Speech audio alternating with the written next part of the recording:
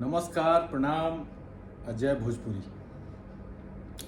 आज फिर हम हाजिर बानी, बाकिर किताब लेके ना, वही मुद्दा के लेके हाजिर बानी जौना मुद्दा पर 38 मिनट के वीडियो एकरा पहले हम रिलीज कर चुकल बानी। भोजपुरी के संवैधानिक मान्यता से जुड़ल वीडियो ह। एकरा पहले जौन वीडियो 38 मिनट के रिलीज भइल बाटे ओकरा में रउआ सब के मालूम चली कि भोजपुरी भाषा खातिर, भोजपुरी भाषा के संवैधानिक मान्यता खातिर के कब कब कैसे आवाज उठौले बा। राजनीतिक एरिना से वो जानकारी रहे। राजनीति में, संसद भवन में नेता लोगन के, सांसद लोगन के, मंत्री लोगन के का भाषण रहल बटे ओ से जुड़ल रहल बा। अब एगो सवाल उठेला कि आखिर ये 8वां अनुसूची ह का। माने खास करके भोजपुरिया लोग जब न तब ये बात करेला कि 8वां अनुसूची में शामिल कराओगे बटे, तो आखिर ये 8वां अनुसूची का हटे। हमू जब सुनले रहनी पहले आली तो हम सबसे पहले ये जाने की कोशिश करनी कि आखिर संविधान के 8वां अनुसूची हो का। भाषा के संवैधानिक मान्यता मिलेला से का हो सकेला, ये एगो सवाल अक्सर लोग पूछेला कि आखिर जनन के मान्यता मिल गई बा ओकन के का हो गई, मिल जाई तो का हो जाई। लेकिन ये कुल के जाने से पहले सबसे पहले हमने के जाने को हुई कि 8वां अनुसूची का हो। असल में इस सवाल के जवाब जो संविधान के विशेषज्ञ होला उहे दे सकेला। बाकी एगो भारतीय नागरिक भइला के नाते, भोजपुरिया भइला के नाते, जौन अपना हमरा जानकारी बा, जितना हमार दिमाग बा, बुद्धि बा, वो हिसाब से हम जौन समझले बानी ओकरा के बतावे के कोशिश रुआ सबसे कर रहल बानी। ई पूरा वैचारिक बात बाटे, ई कोनो परिणाम ना हटे, ई बहस के बात बाटे। 8वीं अनुसूची का है। ये अनुसूची में भारत गणराज्य के आधिकारिक भाषा सबके सूची दिहल बा। ये 8वीं अनुसूची में भारतीय संविधान के भाग 17 के अनुच्छेद 343 से 351 तक में जितना अनुच्छेद बाटे 343 से 351 तक, ओकरा में भारत के भाषा सबके बारे में बात बाटे। विशेष रूप से हिंदी के बात बाटे। ये अनुसूची में हिंदी भाषा के विकास खातिर विशेष प्रावधान के लेके और जितना आधिकारिक भाषा सब बाड़ी सब ओकनी के बारे में जानकारी दिहल बा। एकरा अलावा जौन संवैधानिक भाषा नइखी सो ओकनी संगे का करे के बटे एहू बारे में जानकारी दिहल बा। आधिकारिक भाषा कगो बाड़ी सब, 22 गो आधिकारिक भाषा बाड़ी सब भारतीय संविधान में।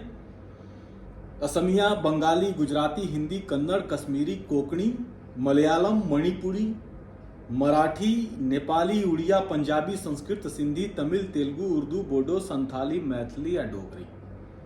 ये 22 गो में से 14 गो भाषा जब संविधान बनल वही घड़ी शामिल हो गई सब। मैंने ओकनी खातिर विशेष कुछ करे के जरूरत ना पड़ल।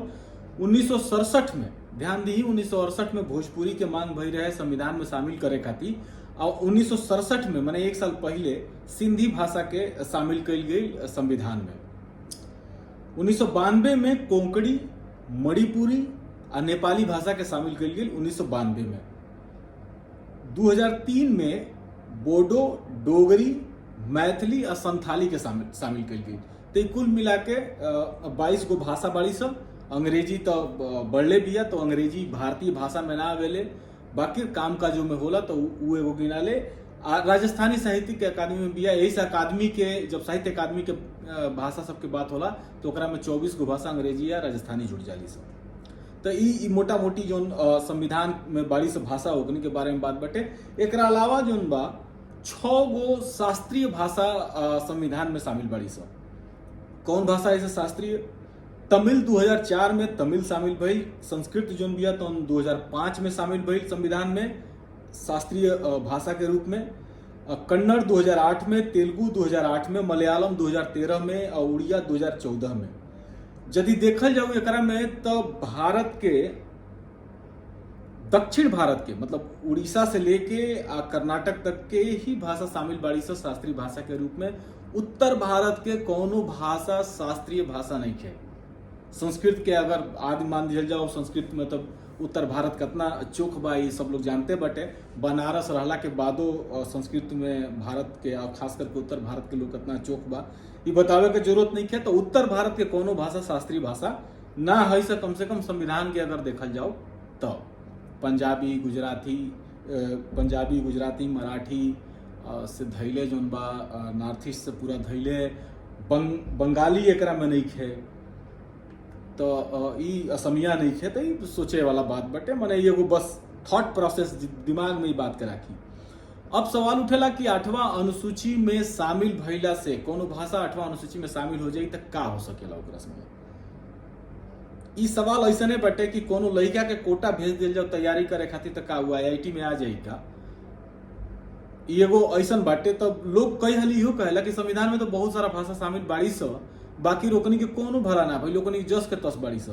तो हमनी के वो बात नहीं करे के, काहे से कि वो चीज एकदम अलग चीज हटे। हो जाई त का होई त का ना होई वो बात के बात बटे, बाकी काहे खातिर बनावल बटे और ओकरा में यदि शामिल होई त कोनो भाषा के कैसे विकास हो सकेला। ई बटे भाषा के संरक्षण खातिर कानूनी अधिकार मिल जाई, मान्यता प्राप्त भाषा में शिक्षा के अवसर बढ़ जाला। जौन अभी हारा हुकुस चलत आटे कुंवर सिंह विश्वविद्यालय में, जयप्रकाश विश्वविद्यालय में और जगह जौन बाटे नियुक्ति नहीं होत भोजपुरी के विभाग नहीं मिलत। तो ई जौन हारा हुसी बाटे भाषा के लेके यही से बाटे कि ओकरा संवैधानिक मान्यता नहीं है। संवैधानिक मान्यता रही तो लीगली तौर पर लोग जौन बाटे यूनिवर्सिटियन के जौन प्रशासनिक व्यवस्था बाटे ओकरा के चैलेंज कर सकत लटे। तीसरा, मान्यता प्राप्त भाषा में सरकारी और निजी क्षेत्र में नौकरी के अवसर मिल जाये। बार बार लोग यूपीएससी कहला यूपीएससी, बट यूपीएससी के अलावा बैंकिंग से लेके थाना से लेके कचहरी से लेके हर जगह जौन बाटे वो भाषा रोजगार लेके चले ले अपना संगे।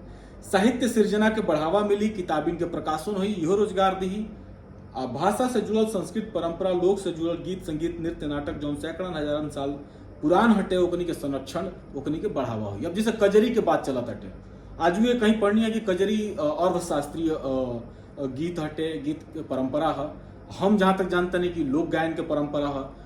यदि गुरु जी के बात कही जाओ गाजीपुर वाला रामनारायण तिवारी जी के, तो कजरी 7 तरह के होले, ओकरा में 7 तरह के नृत्य होला।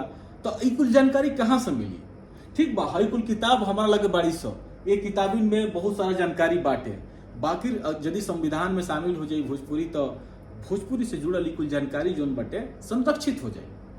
कुछ एक जानकारी बा, लेकिन सामूहिक रूप से पूरा जोन भोजपुरी के जोन इर्दी गुर्दी बाटे, अंदर बाहर के जोन चीज बाटे, वो सारा चीज जब तक ले संवैधानिक मान्यता ना मिली तब तक वो जोर ना पकड़ी। साहित्य सृजना, गीत संगीत में लागल, कला के क्षेत्र में लागल लोगन के सम्मान मिली, मानदेय मिली, एक तरह से बढ़ावा देवे के बात हुई। आज के तारीख में तो हम ही लिखी, हम ही छपवाई, हम ही बेची, यह स्थिति भोजपुरी की भी बा। तो ये सारा चीज के लाभ बाटे। हम एगो तरीका से सब चीज के स्लाइड में बना देले बानी कि रोज सबके आसानी से ही बात समझ में आ जाए। एह में कोनो दूर आए नहीं है कि 8वां अनुसूची कोनो अमृत के घैली ना हो कि पिया दियल जाए भाषा सबके ओकनी गजर अमर हो जी सब। बाकी अतना जरूरी बा कि संविधान जरूर बा कि संवैधानिक मान्यता मिलला के बाद वो भाषा खातिर, वो भाषी लोगन खातिर विकास के एगो नया राह खुल जाए। विकास खाली सिरमिंट मोरंग छड़ दीवाल भीति बना देने वाला विकास के हम बात नहीं करत। हम बात बौद्धिक विकास के बात करता नहीं, हम सांस्कृतिक विकास के बात करता नहीं, हम साहित्यिक विकास के बात करता नहीं, हम ऐतिहासिक विकास के बात करता नहीं, इतिहास से जुड़ल चीजन के लेके बात करता नहीं। एक तरह से संपूर्ण विकास जौना में आवेला, जौना मेरा और इंफ्रास्ट्रक्चर भी बनी, बाकी दिमागी इंफ्रास्ट्रक्चर, सामाजिक इंफ्रास्ट्रक्चर आदि चीजन के जोन बाटे भाषाई संवैधानिक मान्यता से मिलना से, कानूनी अधिकार मिलना से, वो भाषा में सब काम होखला के वजह से बहुत सारा चीज जोन बाटे जोन हिडन रहेला, प्रत्यक्ष रूप से रहेला, जो लौकेला ना, वो कुल चीज सुझावे लगी। एगो भाषा के विकास में खास करके संवैधानिक मान्यता से, एगो भाषा के संवैधानिक मान्यता से होला का कि 2 तरह के असर पड़ेला। एगो तो संजीवनी के रूप में वो संवैधानिक मान्यता काम कर ले। संजीवनी वो भाषा खातिर जोन विलुप्त होखे वाला बाड़ी सब, बहुत सारा भारत में बहुत सारा भाषा विलुप्त, 250 के करीब भाषा पिछला 50 साल में भारत में मर गई बड़ी सब। तो वो मरे वाली जोन भाषा बाड़ी सब, जरा के बोले वाला 3 गो 4 गो 10 गो 20 गो लोग बात चल बा, वो भाषा सब खातिर संजीवनी के काम करी संवैधानिक मान्यता। दूसरा कैटलिस्ट, उत्प्रेरक के काम करी।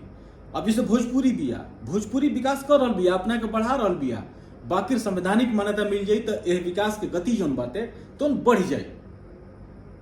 मतलब अब सोच ली कि हिंदी के व्याकरण के विकास और भोजपुरी के व्याकरण के विकास लगभग एक ही समय पर शुरू होता है, बाकी राज हिंदी कहाँ पिया, भोजपुरी कहाँ पिया, केहू के बतावे की जरूरत नहीं है। भोजपुरी के आज वो लोग व्याकरण खोजेल जोहेला। तो ई सोचे के बटे कि कैसे गति बढ़ जाई ओकर विकास के, तो ई एगो फायदा होला। भाषा मरेली स, भाषा होली स, भाषा मरेली स, आ ओकनी के 3 गो चीज होला भाषा संगे। भाषा गते गते गते गते ओकर विकास बढ़ाओ, धीरे धीरे मध्यम होत चल जाई, और दूसरा भाषा में विलय हो जाए। भाषा मर जी से कहीं से ओकरा बोले वाला लोगन के, अब वो गते गते लोग वो भाषा के बोले वाला लोग दूसरा भाषा के हो जाला, ना तो वो भाषा दूसरा भाषा के हो जाले। तो संवैधानिक मान्यता ये दोनों चीजन को रोक सकेले। एक तरह से ये प्रोटेक्शन, संरक्षण का जब बात करते हैं तो प्रोटेक्शन के काम करी। चूंकि भारत में 8वीं अनुसूची के अलावा भाषा के लेके कोनो बेहतर पॉलिसी नहीं है। पॉलिसी बाटे, वो पॉलिसी पे आगे बात हुई, बाकी बेहतर हमेशा कहता नहीं कि बेहतर नहीं है, कहे से कि वो कुल के क्रियान्वयन नहीं हो सही से। क्रियान्वयन जब तक ले वो पॉलिसियन के ना हुई तब तक ले संवैधानिक मान्यता के जोर पकड़ ही रही। यदि ओकर क्रियान्वयन होई वो पॉलिसियन के, तो 250, 250, 270 गो जो भाषा मर गई बड़ी स, चाहे कुछ एक भाषा जो मरे के कगार पर बड़ी स, हम ऐसा एगो 2 गो भाषा बड़ी स भारत में जना के बोले वाला लोगन के संख्या मात्र 2 गो 3 गो बाटे। तो वो भाषा सबके संरक्षण हो सकेला, ओकरा के मरे से रोकल जा सकेला। पॉलिसी बाड़ी स, वो पॉलिसियन के बारे में आगे बात हुई। तो कहे के मतलब बटे कि इस समय 38 गो भाषा सूची में लाइन में लागल बाड़ी स। डिमोनेटाइजेशन का लाइन ना है, एटीएम से पैसा निकाले वाला लाइन ना है, संविधान में शामिल होके वाला लाइन हटे। आ एकनी के बारे में यदि देखी तो कांग्रेस सरकार, भाजपा सरकार, चाहे कोनो सरकार गंभीर तहैये नहीं है। अभी तकले 14 के अलावा जो 8 गो भाषा सबके मान्यता मिलल बटे, वो शुद्ध रूप से पॉलिटिकल बटे, ओकरा में साहित्यिक सांस्कृतिक गुणा भाग है नहीं है। ई समस्या बटे। भाषा के मान्यता जो बटे ओकरा बौद्धिक रूप से नहीं होता, अकादमी की तरफ से कुछ ऐसा नहीं बनत कि हाँ का तर्ज बाटे, का भाषा के वजन बा, काहे देवे के चाहिए, का ओकर तथ्यात्मक चीज बटे, ये पर नहीं हो। टोटली पॉलिटिकल बा। अब पॉलिटिकल वजह से ही भोजपुरी के मान्यता नहीं मिलत, कहे से कि भोजपुरी के लोग जो बाटे पॉलिटिकली भाषा के लेके एग्रेसिव नहीं है। यदि एग्रेसिव रही तो दूसरा भाषा के लोग भोजपुरी के संवैधानिक मान्यता के बात ना करी, भोजपुरिया लोग करी, बाकी यह बा हकीकत। तो ऐसा समय में 38 गो भाषा इस समय बाड़ी स जौन संवैधानिक मान्यता के राह में खड़ा बाड़ी स। कबले का होता टे मालूम ना। अब सवाल उठा ताटे कि कमेटी बनल 1996 में पहवा कमेटी, 2003 में सीताकांत मोहपात्रा कमेटी, ए दोनों कमेटियन के जो रिकमेंडेशन रहे ओकरा पर खबर निकाले खातिर, ओकरा का तजवीज करे खातिर एगो और कमेटी बनल, कई गो मंत्रालय अकादमी के मिला के 2012 में। तो कमेटी पर कमेटी, कमेटी पर कमेटी तो बनत गई, बाकी अभी तकले कौनो भाषा के ये तीनों कमेटी के बनला के बाद, चाहे बनला के समय से, चाहे एकनी के रिकमेंडेशन पर, आज तकले कौनो भाषा के संवैधानिक मान्यता नहीं मिलल। जौना भाषा के संवैधानिक मान्यता मिलल बटे ओकनी के एक कमेटी कमेटा से कुछ लेवे देवे के नहीं है। तो ये स्थिति बा, कमेटियन के निर्माण भइल, बाकी भाषा खातिर कुछ ना भइल। अब जैसे कि हम कहनी है संवैधानिक मान्यता ना मिली तो का भाषा के विकास ना हो सकेला।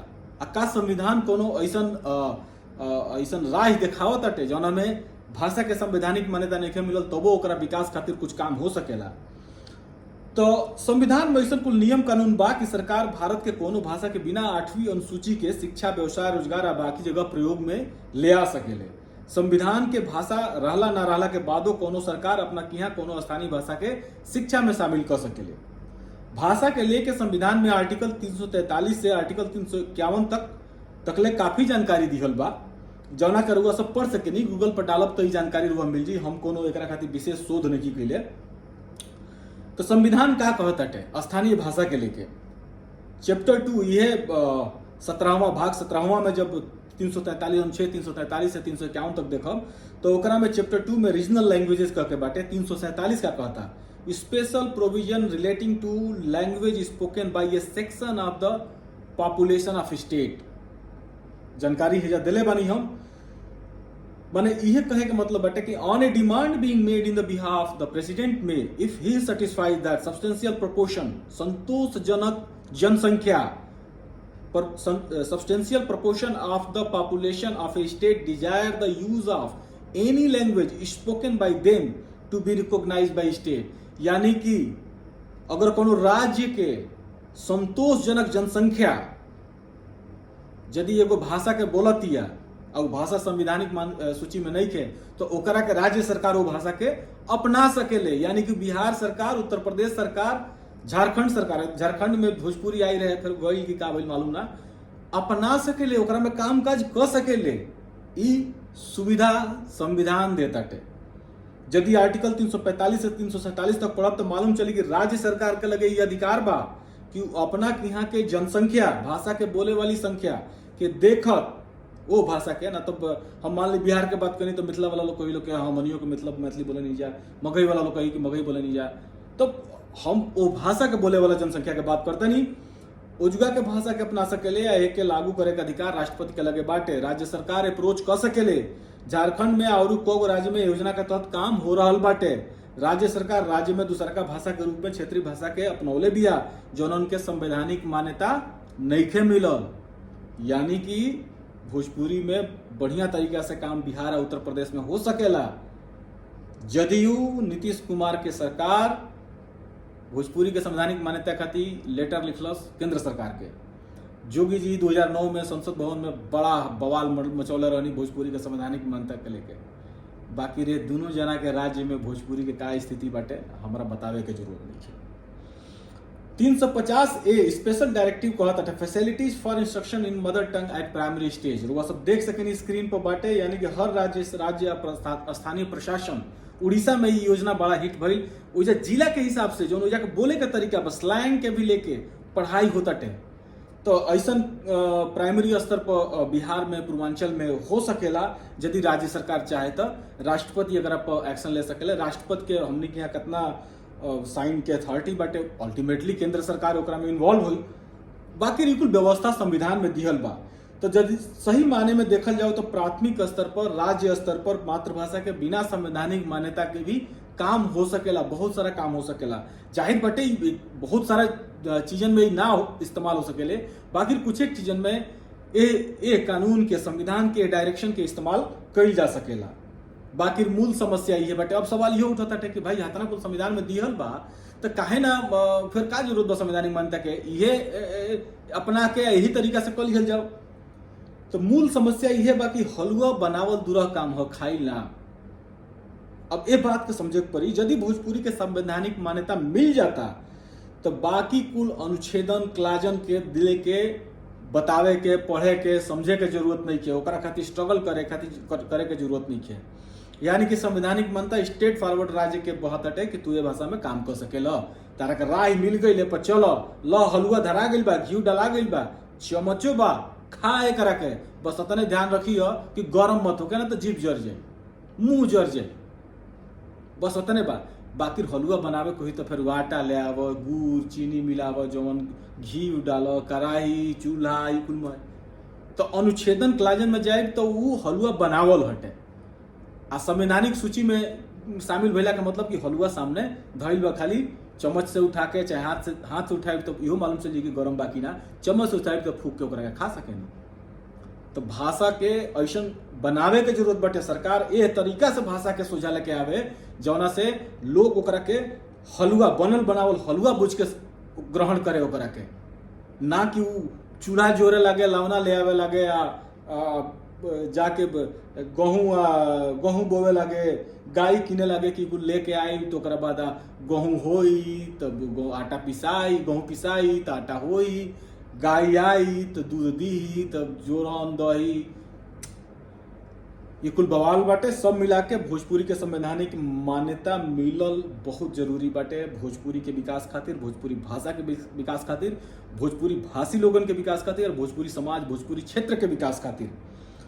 राज्य सरकारन के लगे सुविधा बा ओकनी के अपना सकनी के, लेकिन हकीकत यह बाटे कि ना राज्य सरकार भोजपुरी के लेके चिंतित बिया, ना केंद्र सरकार भोजपुरी के लेके चिंतित बिया। सच पूछी तो भोजपुरिया लोग, भोजपुरी के संस्था वाला लोग भोजपुरी के लेके चिंतित नहीं है। कारोबार चिंतित बानी, ये बात का ध्यान रखब। हमरा तो उम्मीद कम लागत। इजाजत नहीं, फिर हाजिर होकर हम कुछ ना कुछ लेके। तब तक प्रणाम, धन्यवाद, जय भोजपुरी।